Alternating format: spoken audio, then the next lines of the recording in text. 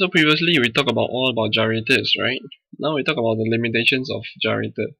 So gyrator itself, one end have to be grounded. This is the first limitation. Alright, as you can see in your like gyrator. Okay, assuming that this is actually some R value, okay? This is not RL. If you remember what I said about it, right? If you put just simply this resistance over here, alright, so if you connect, so this is simply an inductor, okay? Seemingly like an inductor, but it's not an inductor, okay? If you put an RL over here, you are creating a low pass filter, okay? So this is how it works lah. Alright. So okay, what am I talking? Okay, yeah. So this is the case.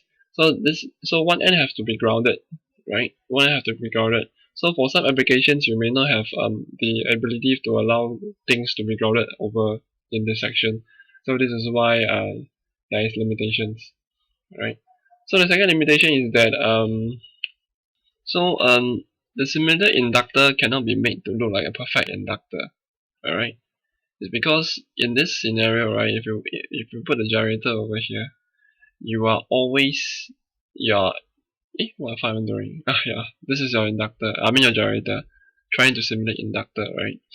So in this case, you're gonna have what you're gonna do is actually to remember if I pass in a voltage over here, right? If my frequency is high, this dude it becomes open circuit, so all the voltage will flow through here.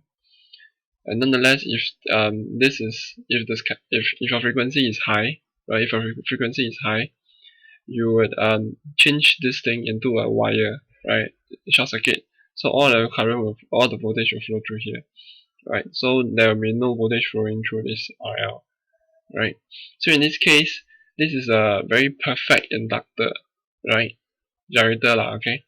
However, in real time situation, imagine you have an inductor over here, right? If you pass through a voltage, even if your frequency is equals to 0, okay, you still even though you know that 2 pi f xl is equals to 2 pi fl, right? So if you even though you pass through a frequency of 0, you will not have exactly 0 ohm, right? You have 0.001 ohm. The reason is that you have a wires over here, right? This wires, if you remember, resistance is equals to something length divided by area, right? I mean maybe some coefficient I forget lah. But nonetheless, the length is the important issue over here. So if the length in this case your inductor is damn big, you're gonna affect the whole situation. So you're gonna in this case you're gonna have certain resistors. So if you want to have a perfect inductor to change into, so this is like a normal inductor. Normal inductor realistically you will not have 0 voltage flowing through. You have 0.0001 voltage flowing through still. Right, but for perfect inductor like this gyrator, you're gonna have 0 volts going through. Exactly 0 volts. So this is what it means in this situation. You cannot have simulate this thing. So because sometimes you may need some realistic inductor in this case for some application. I don't know why, but yeah. So and then the third one is that there is also a resistance effectively in parallel with the simulated inductor, equal to the value of RL plus R. So this is a little different. I don't know how to explain also, but how I understand, I may be wrong, is that where's my pen? Okay, is that if you were to connect an inductor over here and then resistors over here, right? What you're gonna do is actually the overall impedance is actually 1 over ZL plus 1 over ZR, right? Because in parallel we're gonna have this parallel circuit thing, right? However, if you were to have gyrator over here, this is simulated inductor, you have the ZL, okay, this is ZG lah, ZG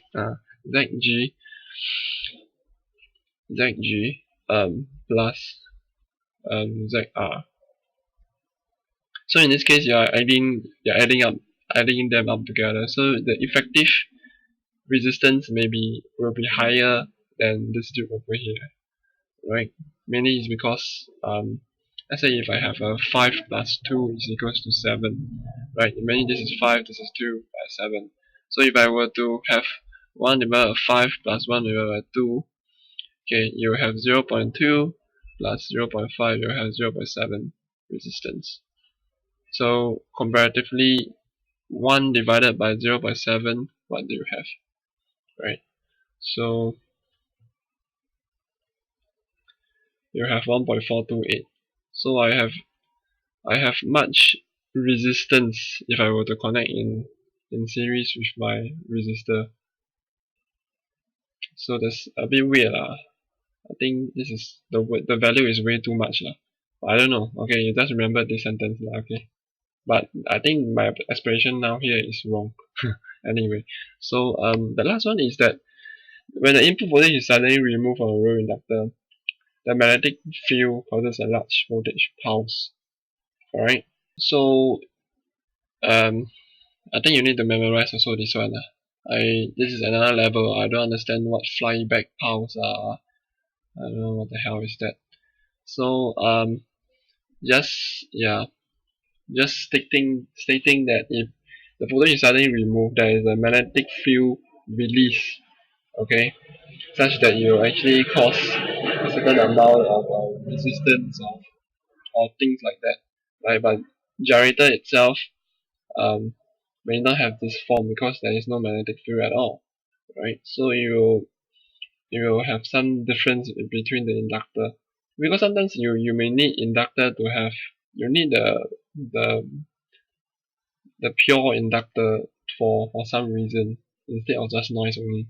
But for application purposes, you may need a pure inductor. Or however, gyrator may not exhibit such, so may need to know how to change a gyrator in order to simulate a real-time inductor in the sense. So in summary, these two I can't explain it well. Alright, and then can barely explain this one. Okay, I can barely explain. Only this one I can explain. This is why in the lecture, lecturer also always said only this one. This is the only limitation for a gyrator. All the rest is really another level. Right. So I'll see you for another things. So bye bye.